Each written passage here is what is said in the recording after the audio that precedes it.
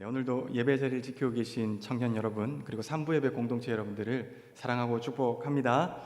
네, 감사합니다. 여러분, 드디어 빌립보서 2장을 시작하게 되었습니다.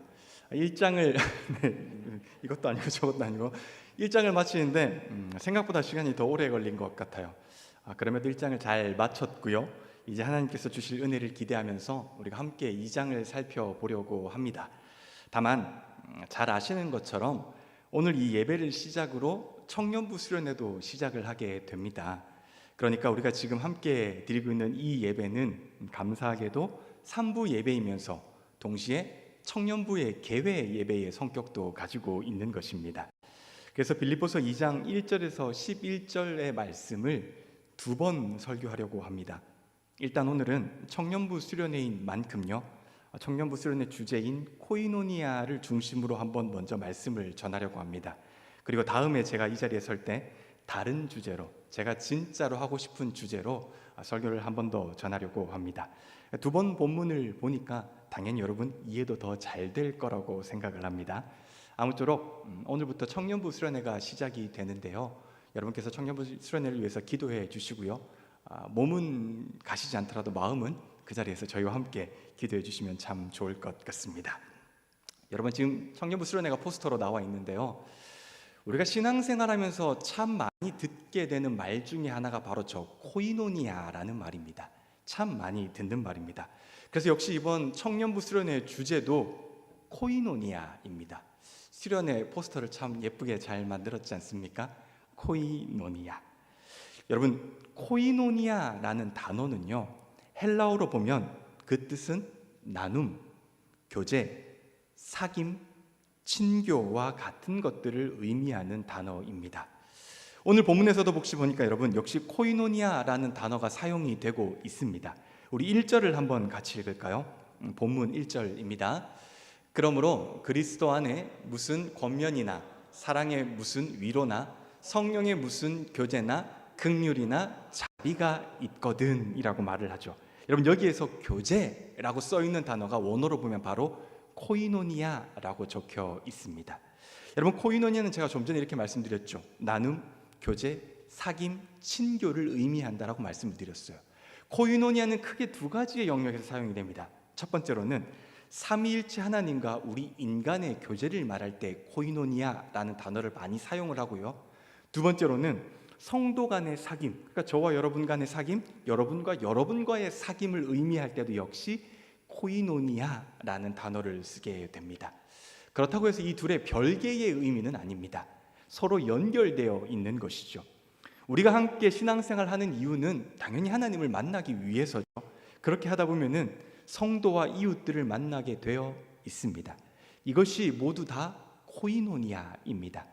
그러니 코이노니아라는 것을 결국 생각해 보면 핵심은요, 그리스도인의 정체성입니다. 그리스도인이 무엇이냐, 그리스도인이 어떤 존재냐라고 물었을 때 우리는 코이노니아의 존재라는 것입니다. 그리고 여기에서 핵심은요, 제가 정말 강조하고 싶은 것인데요, 그러니까 내가 아니라 우리입니다. 내가 걷는 게 아닙니다. 우리가 걷는 것이죠. 내가 신앙생활 하는 게 아닙니다. 우리가 신앙생활 하는 것입니다. 나가 아니라 우리. 이것이 코이노니아의 핵심이고요, 다른 말로 말하면 성경의 핵심이기도 합니다. 그런데 여러분, 우리가 코이노니아의 삶을 살려고 사실 많이 노력을 합니다. 여기 앉아있는 그 누구도 나 혼자 살아야지 라고 생각은 하지 않아요. 누구나 다 나도 코이노니아의 삶을 살아야지, 옆에 있는 사람들을 챙겨야지 하루에도 몇 번씩이고 다짐을 하죠. 바울 역시 빌립보 교인들을 향해서 계속 말하는 게 뭡니까? 너희 한 마음을 품어야 돼, 한 뜻을 좀 가지고 있어 라고 말을 합니다. 이 말을 왜 할까요? 사실은 잘 안 되기 때문이에요. 너무도 잘 되면 이 말을 할 필요가 없는 것이죠. 2000년 전에도 그리고 지금도요, 역시 하나가 된다라고 하는 것은 정말로 쉬운 일이 아닙니다. 왜 어렵다고 생각하세요? 왜 잘 안 될까요? 일단 저는 여러 가지 이유가 있겠지만 앞으로 들려드릴 세 가지의 이야기를 통해서 왜 안 되는지 한번 생각해 보려고 합니다. 첫 번째로 드리고 싶은 이야기는 저의 이야기입니다. 여러분, 저는 5년 전쯤에 필리핀에 살고 있었습니다. 필리핀에는 7,000개가 넘는 섬이 있습니다. 놀라지 않으시는데 이 개수가 어마어마합니다, 여러분. 그 가운데 이렇게 코론이라고 하는 굉장히 유명한 섬이 있고요. 그 당시만 해도 코론은 한국 사람들에게 알려지지 않은 섬이었어요. 한국 사람들이 거의 없었고요. 제가 실제로 4일, 5일 여행하는 동안에 정말 한국 사람을 단 한 명만 봤을 정도로 한국 사람에게 알려지지 않은 섬이었습니다. 코론을 가기 위해서 오전 10시 비행기였기 때문에 오전 8시에 이렇게 클락 공항에 들어가게 되었죠. 공항에 들어가면 항상 이제 하는 버릇 중에 하나가 이렇게 커피를 한 잔 마시면서 음미하면서 나는 차가운 도시의 남자야 라고 하는 그런 여유를 느끼고 있었습니다. 그런데 방송에서 비행기가 2시간 지연되었다라고 했습니다. 그럴 수 있습니다. 저는 도시의 남자이기 때문에 2시간 정도는 얼마든지 웃음으로 기다릴 수 있습니다. 그런데 또 2시간 뒤에요, 기체의 결함이 해결되지 못했답니다. 그러니까 사람들이 이제 짜증을 내기 시작했습니다. 저도 아침 8시에 공항에 들어갔으니까 벌써 6시간째 기다리고 있는 중입니다, 여러분. 드디어 오후 2시가 되었습니다. 여러분, 제 눈앞에 비행기가 보였을까요? 안 보였을까요? 안 보였어요? 제가 가기를 원하지 않으시는 거구나. 안 보였어요. 그리고 방송으로 뭐라고 나왔냐면 2시간 더 기다리라고 했어요. 그리고 오후 4시에 마지막 방송이 나왔습니다. 뭐라고 나왔을까요? 캔슬되었다고요. 환불해 주거나 내일 비행기로 바꾸어 줄 테니까 입국장을 모두 다 나오라고 했어요. 그리고 처음에 표를 끊었던 그 게이트로 다시 돌아가라고 말을 했습니다. 여러분, 사람들은요, 이제는 불평이 아니라 분노하기 시작했습니다. 저도 사실 사람인지라 짜증이 많이 나더라고요, 여러분. 오후 4시 30분부터 교환 절차가 시작이 되었습니다. 이것도 쉬운 일은 아니에요. 필리핀을 조금이라도 아시는 분은 아시겠지만 일처리가 굉장히 늦습니다. 굉장히 느긋한 민족입니다. 그때 여러분, 유독 한 사람이 난동을 피우기 시작했어요. 너무도 강렬하게 항의하기 시작하는 거예요. 그러자 공항 요원들이 와서 그 한 사람을 이렇게 데리고 갔습니다. 속으로 이렇게 생각했어요. 쟤는 큰일 났다, 이제. 쟤는 정말 끝이다. 왜냐하면 아시다시피 필리핀은 총기 허가가 난 나라입니다. 소지가 허가된 나라이기 때문에 함부로 난동을 피우는 것은 굉장히 위험한 일입니다. 그런데 한 15분 정도 지났을까요? 그 사람이 이렇게 웃으면서 게이트 쪽으로 나오더라고요. 그것도 이렇게 티켓을 교환한 것을 가지고 자기 짐을 챙겨서 나가는 것을 보게 되었습니다. 굉장히 의아했어요. 그래서 앞에 있던 필리핀 사람한테 이렇게 이름 물었어요. 쟤 뭐야? 나도 난동 피우면 쟤처럼 저렇게 비행기표 빨리 바꿔주는 거야? 나도 그렇게 할까? 그렇게 해도 돼? 라고 했더니 앞에 있는 필리핀 분이 이렇게 말씀했어요. 아니, 제 여권을 한번 봐봐. 쟤 남색 여권이야. 미국 사람이야. 우리나라에서 미국 사람은 그냥 잘 대해줘. 건들면은 나중에 골치 아픈 일이 생겨. 그래서 그냥 잘 해주는 거야 라고 말했습니다. 그날 제가 다음날 비행기로 티켓을 교환하고 공항을 나온 시간은 정확히 오후 8시였습니다. 여러분, 아침 8시에 들어가서 저녁 8시에 공항을 나왔습니다. 정확히 12시간 동안 공항에 있었던 것이죠. 그날 저는 저보다 무려 4시간이나 빨리 나갔던 그 남색 여권이 너무 부러웠습니다. 사실 지금도 부럽습니다. 부러움을 넘어서 솔직하게 말하면 우월해 보였습니다.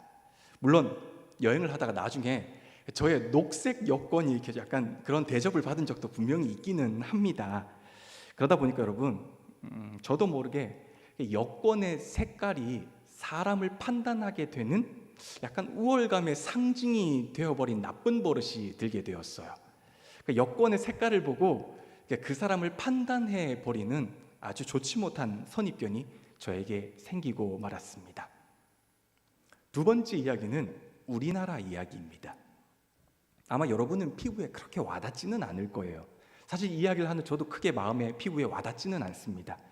그러나 70년 전만 해도 우리나라는 굉장히 못 사는 나라였습니다. 한국 전쟁으로 인해서 먹을 것이 없고 구호 물자를 받아서 생활했던 지구상에서 가난한 나라가 바로 우리나라였습니다. 전쟁 원조를 온 군인들의 뒤를 따라다니면서 먹을 것을 외쳤던 나라가 우리나라였습니다. 이것이 우리나라의 현실이죠. 이게 한국 전쟁 때 이렇게 미군이 이렇게 우리나라에게 초콜릿을 주는 장면인데요.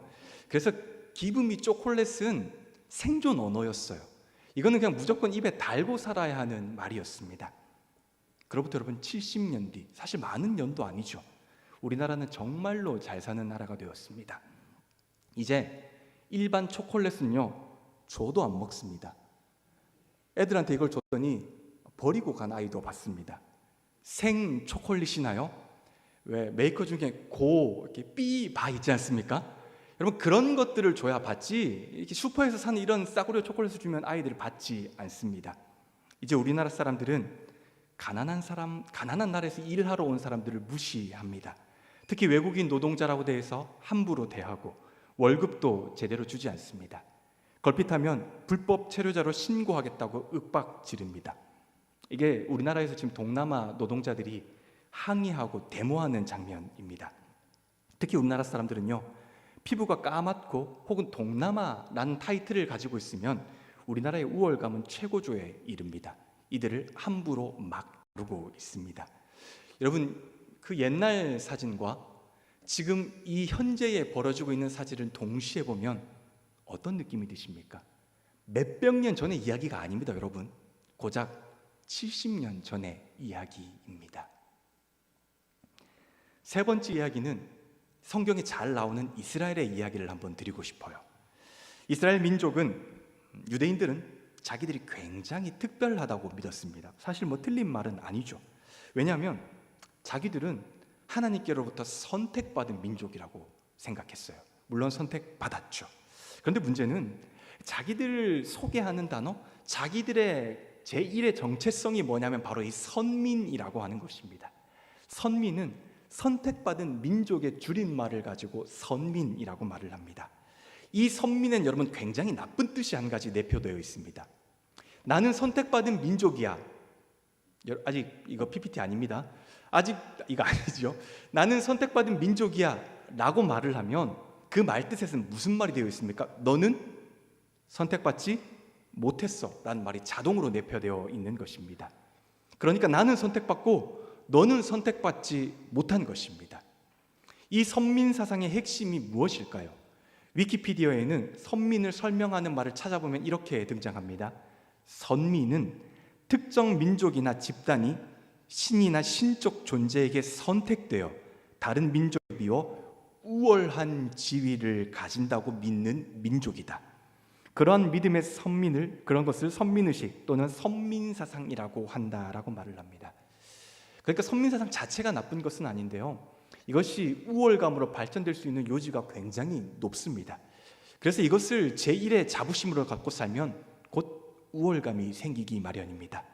이스라엘은 이 우월감으로 다른 민족들을 모두 다 이방인 취급했습니다. 그들은 구원받지 못했고 불결하고 더러운 민족으로 여겼습니다. 심지어 자신들의 형제였던 북이스라엘 사람들조차 말을 썩지 않을 정도로 여긴 존재가 바로 이스라엘, 유다 민족들입니다.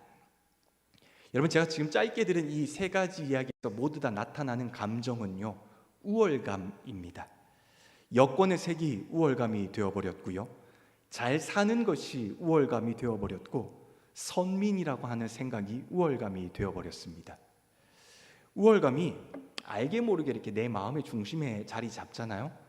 그러면 옆에 사람들이 보이지 않습니다. 이웃들이 보이지 않습니다. 우리가 없습니다. 설사 만약에 우리가 있다 하더라도 여기에서 말하는 우리는 이기적인 우리만 있게 되는 것이죠. 바울도 이것을 굉장히 잘 알고 있었어요. 그래서 바울의 기쁨의 편지를 적으면서 계속 우리, 하나됨, 연합 이런 주제를 계속 이야기하고 있습니다. 우리 3절 상반절을 화면을 보면서 한번 읽어볼까요? 3절 상반절입니다. 같이 읽읍시다. 아무 일에나 다툼이나 허영으로 하지 말고. 바울은 하나가 되기 위해서, 그러니까 지금 우리가 살펴보고 있는 코이노니아를 이루기 위해서는 특히 조심해야 될 것 2가지 말해줄게 라고 말을 합니다. 첫 번째는 다툼입니다.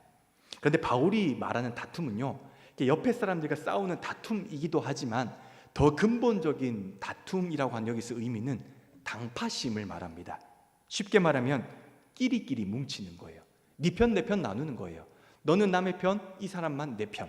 집단성, 파벌의식을 말하는 것입니다. 바울은 이러한 파벌의식, 집단성, 네 편 내 편, 끼리끼리 때문에 결국 다툼이 생긴다라고 생각했기 때문입니다.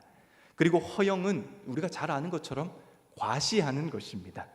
나의 능력보다 훨씬 더 나를 높게 보고요, 그렇게 과대망상이나 그렇게 나쁜 의도를 가지고 생각하고 행동하는 그런 것들을 허영이라고 말을 합니다.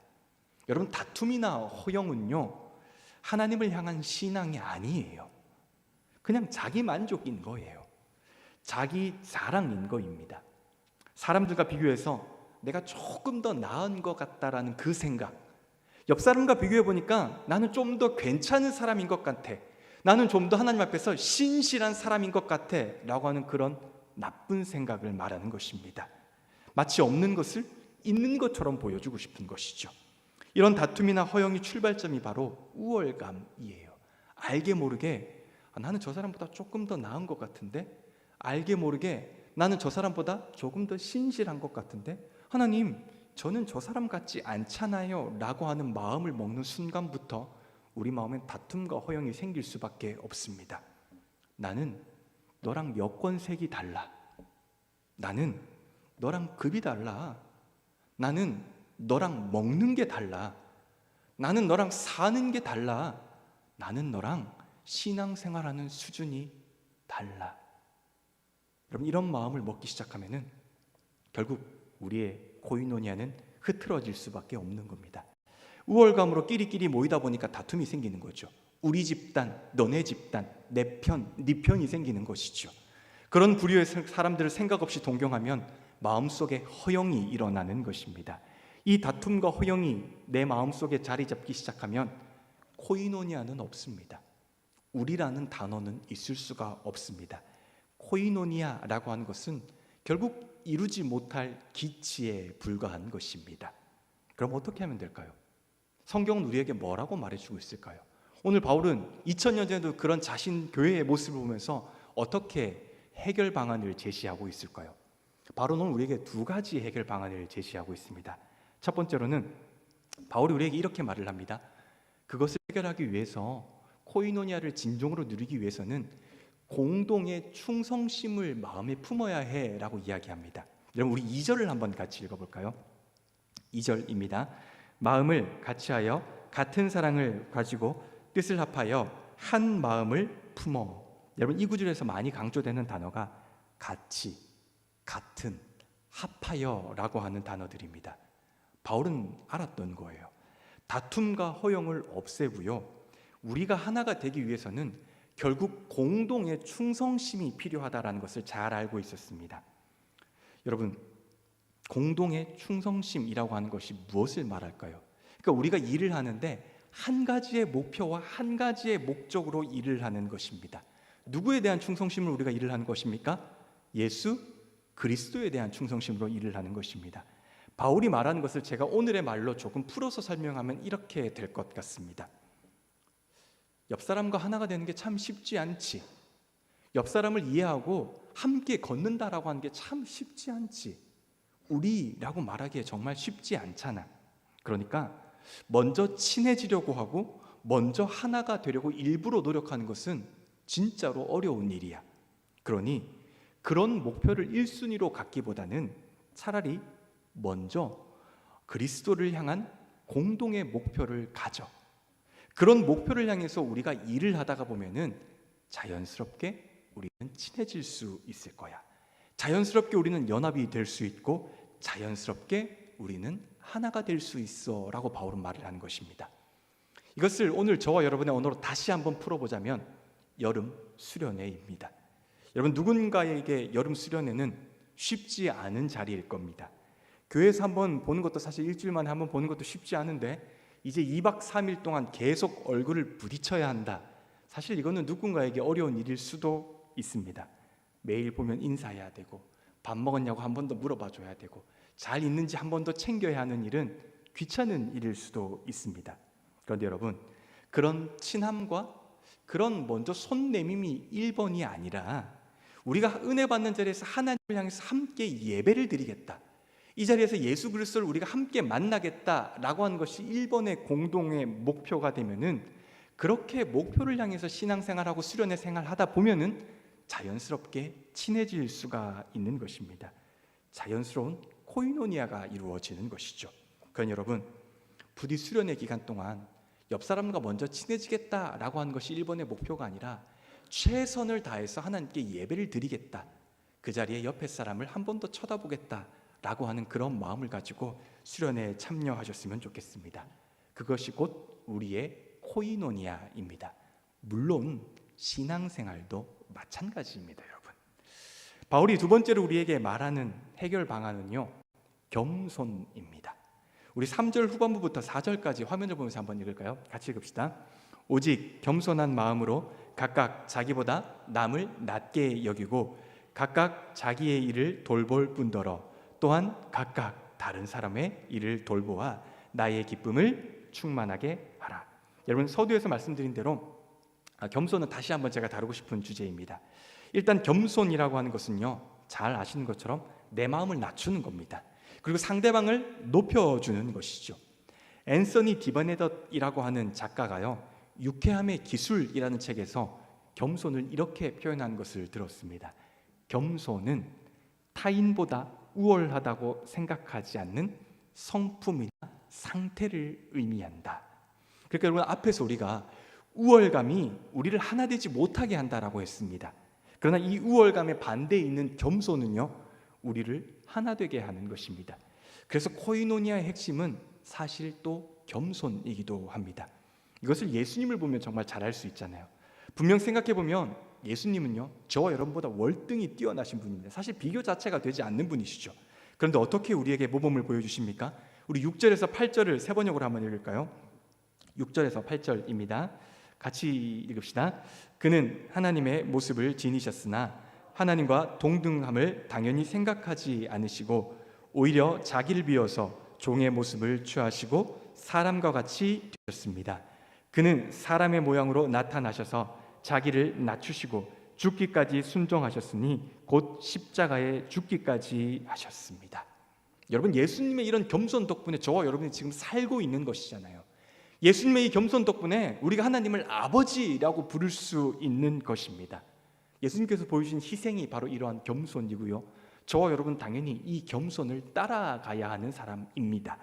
그래서 우리는 예수님을 따라서 겸손을 통해 코이노니아를 이루어야 합니다. 사랑하는 여러분, 저는 한 장의 사진을 보여드리며 설교를 맺으려고 합니다. 이 사진은요, 전라남도 장흥군 삼산리에 있는, 어려워요, 후박나무입니다. 수박나무 아니에요. 후박나무입니다. 사진 한번 보여주실까요? 여러분, 이 나무는 천연기념물 481호로 지정이 되어 있습니다. 이 나무는 약 400년 전에요, 이 마을에 처음으로 정착한 사람들이 심었다라고 알려져 있습니다. 이 나무를 멀리서 보면요, 하나의 굉장히 커다란 나무 같지 않습니까? 약간 부채꼴로 되게 예쁘게 잘 펼쳐져 있는.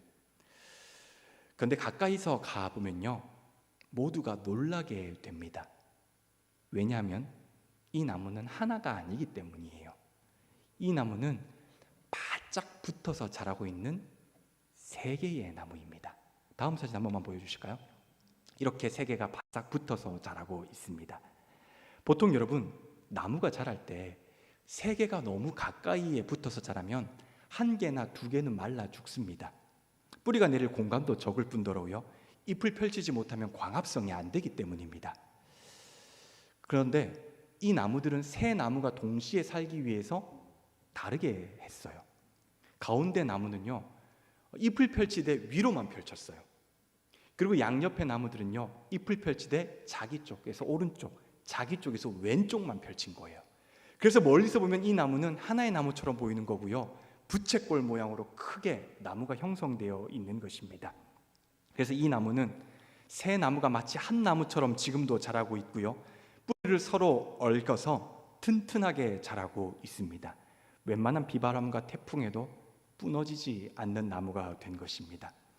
여러분, 이 마을에 처음에 사람들이 정착할 때 마을 여러 곳에 후박나무를 굉장히 많이 심었습니다. 지금 남아있는 나무는 오직 저 나무들 뿐입니다. 왜냐면요, 후박나무는 원래 육지에서 자라는 나무가 아니기 때문입니다. 이 나무는 추위를 굉장히 많이 타는 나무입니다. 그래서 자라도 바닷가 바로 옆에서 자라는 나무입니다. 그래서 나머지 모든 나무들은 다 말라 죽은 거예요. 추워서 얼어 죽은 거예요. 그런데 이 세 나무는 서로 의지하여서 400년이 넘는 세월을 지금 버티고 있는 중입니다. 서로 의지하여서 육지의 추위를요 지금도 이기고 있는 중입니다.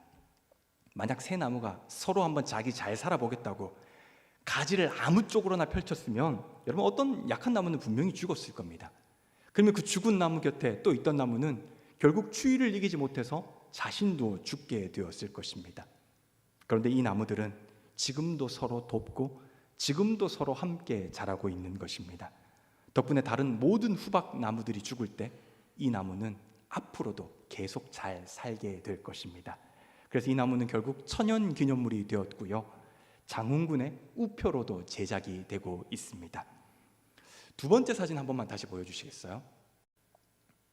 여러분, 코이노니아가 무엇일까요? 바로 이 나무들입니다. 여러분, 신앙이 무엇일까요? 바로 저 나무들입니다. 성경이 우리에게 말하는 것이 무엇일까요? 바로 저 나무들입니다. 혼자서 살려고 하면 여러분 죽습니다. 우리가 그리스도에서 혼자 굉장히 잘 살아보겠다, 세상 가운데서 나는 잘 살 수 있어 라고 말할지 모르겠지만 결국 혼자 남으면 죽습니다. 그런데 여러분, 우리가 살면요 그 속에 있는 나도 살고 너도 살게 되는 것입니다. 신앙생활을 하는 데 있어서, 수련회를 하는 데 있어서 나보다 더 중요한 것이 있습니다. 나보다 훨씬 더 중요한 것이 있습니다. 무엇입니까? 우리가 훨씬 더 중요합니다. 우리가 살아야 나도 살고 너도 살 수 있는 것입니다. 우리가 살아야 추위도 이길 수 있는 것입니다. 우리가 살아야 세상의 그 어떤 풍파도 이길 수 있는 것입니다. 우리가 함께 살 때 그 속에서 나도 잘할 수 있고 너도 잘할 수 있는 것입니다. 그러므로 지금 우리가 여기 있는 것은 내가 여기 있는 게 아니라 우리가 여기에 있는 것입니다. 사랑하는 여러분, 저 나무의 그림을 생각하며 저와 여러분의 삶의 방향이, 믿음의 방향이, 코이노니아의 방향이 바로 저 나무와 같다라는 것을 마음속에 깊이 생각하는 하루가 되셨으면 좋겠습니다. 성경이 말하는 코이노니아는 바로 저 나무입니다. 부디 나가 아니라, 내가 아니라 우리 공동체를 먼저 생각하는 산부 공동체가 되시고, 그리고 청년부가 되시기를 주님의 이름으로 간절히 축복합니다. 기도하겠습니다.